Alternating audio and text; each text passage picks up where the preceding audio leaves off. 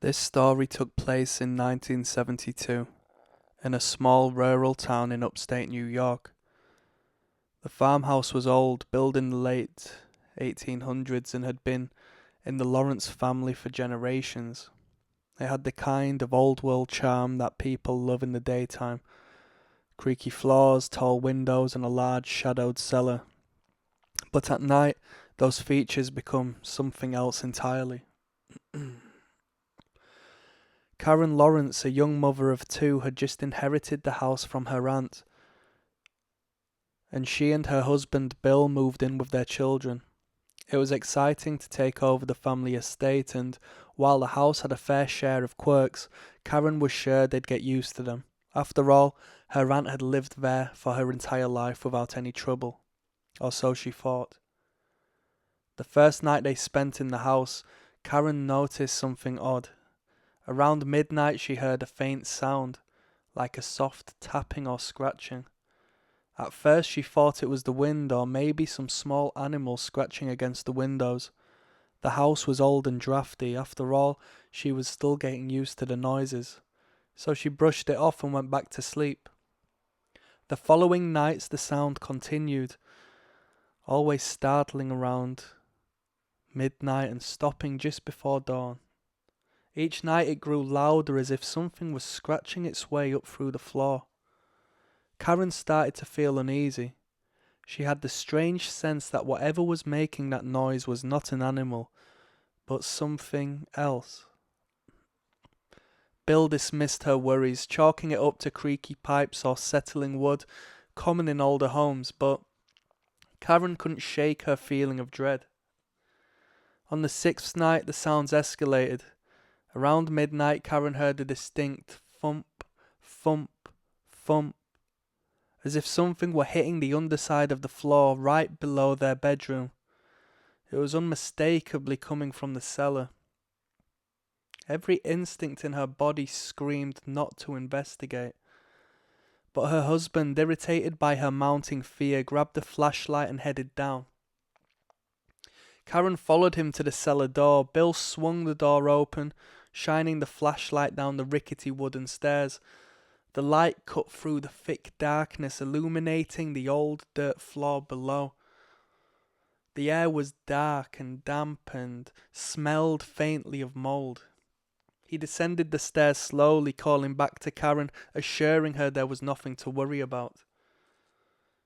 As Bill reached the bottom of the steps, Karen stayed on the landing, peering down, watching the light move across the shadows. Suddenly the thumping noise started again, but louder this time, echoing through the walls, as if it were coming from all around them. Karen froze. Bill turned toward the far corner of the cellar, shining his light into the darkest corner where the beams couldn't reach, but there was nothing there. Nothing except old storage boxes and the faint outline of a door at the far end, a door Karen hadn't even known existed. "Did you know that there was another room down here?" he asked. His voice tingled with unease. She shook her head, and together they approached the small door. It was almost hidden in the wall, slightly ajar, as if someone had recently passed through. The smell coming from beyond it was strong, metallic and sour. It made Karen's stomach turn. They slowly opened the door, and Bill shined his flashlight inside. The room was small and empty, save for a few broken crates and some old furniture draped in sheets. But one thing stood out clearly. The dirt on the floor had been disturbed, as if someone had recently been there, scraping, digging. It was then that Karen noticed something chilling. The walls of the room were lined with deep, jagged scratches, almost like claw marks. They were spaced too close together to have been made by any large animal.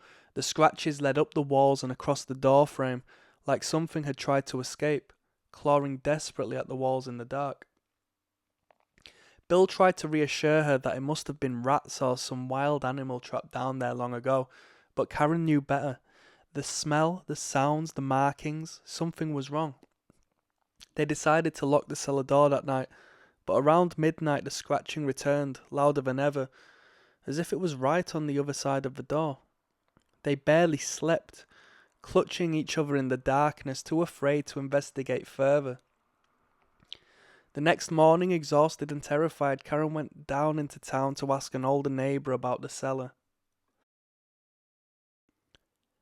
The woman's face fell when Karen mentioned the room at the end of the cellar. After a long silence, she finally admitted something Karen would never forget. That room. Your aunt never used it. In fact, she had a carpenter board it up. There were stories about that house. People used to say that back in the 1920s, there was a man who lived there, a loner, someone no one really knew, but they'd hear him digging at night, digging down in that cellar. When he died, they found a hidden room filled with scratches on the walls, just like you're describing. Did they ever find anything in that room? Karen asked, her voice barely a whisper. The woman looked down, fidgeting with her hands.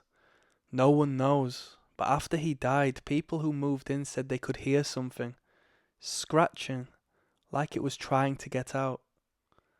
No one lived there long after that. Karen left the house that day and never returned. She and Bill packed their things, taking only what they could carry, and moved out immediately. She told her family the house had too many problems, but she kept the truth to herself.